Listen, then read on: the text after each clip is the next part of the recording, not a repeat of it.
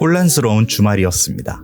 미군과 함께 이스라엘군이 이란을 공습하면서 이란 최고 지도자 하메네이가 사망하고 이란이 호르무즈 해협을 기습 봉쇄하는 등 공포가 현실이 되었습니다. 이런 전쟁의 공포에 내가 지금 보유하고 있는 주식을 다 던져야 할지 걱정이 많으실 겁니다. 그래서 주말 사이에 벌어진 이 일들로 인해 월요일 나스닥 시장은 그리고 주요 시장은 어떻게 반응하게 될까요? 오늘은 현 상황에 맞춰 몇 가지 시나리오를 말씀드리겠습니다.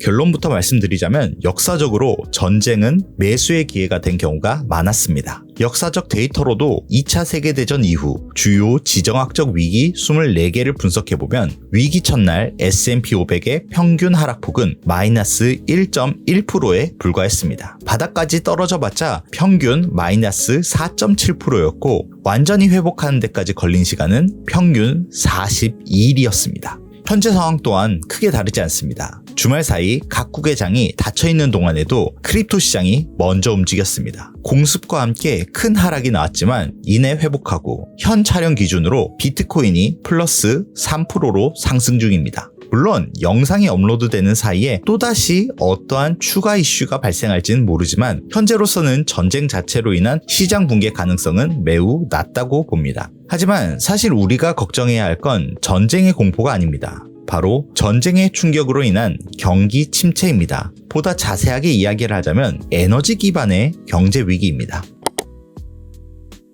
현재 시장의 키를 쥐고 있는 건 호르무즈 해협입니다. 앞서 말씀드린 호르무즈 해협은 단순히 바닷길 하나를 막는다의 일이 아닙니다. 이곳은 세계 원유 물동량의 20%가 지나다니는 길목으로 이곳의 봉쇄 여부가 결국 시장의 판도를 크게 뒤집을 수 있습니다. 첫 번째 시나리오는 호르무즈 해협 봉쇄의 단기 재해방입니다. 이란이 보복하는 척만 하고 휴전하는 시나리오로 이는 아마도 미국의 압도적인 무력으로 인한 단기 재개방이 될 가능성이 높습니다. 이 경우 역사적으로 주가 하락은 5% 전후로만 흔들리고 한두 달 내에 회복하는 그림이 나올 가능성이 높습니다. 이때는 우량한 빅테크 위주로 보유량을 늘리는 기회가 될 것입니다. 두 번째 시나리오는 호르무즈 해협 봉쇄의 장기화입니다. 이 경우가 매우 심각해지는데 만약 호르무즈 해협 봉쇄의 장기화 조짐이 보일 경우 유가는 순식간에 $100를 타격할 것입니다. 이건 인플레이션을 다시 자극하고 연준의 금리 인하를 지연시키는 일입니다. 특히 막대한 전기를 쓰는 AI 인프라 기업들에게는 큰 타격이 될 수 있으며 나스닥의 급락과 함께 상황에 따라서는 포트폴리오의 리밸런싱까지도 필요합니다. 이때는 소형주나 고성장주를 줄이고 방산이나 에너지의 비중을 높여야 됩니다. 마지막 시나리오는 체제 전환의 프리미엄입니다. 이란 내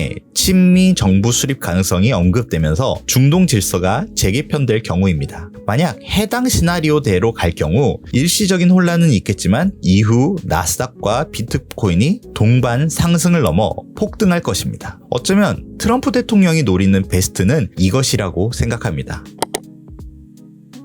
현재 시장이 가장 두려워하는 건 AI 수익성 훼손입니다.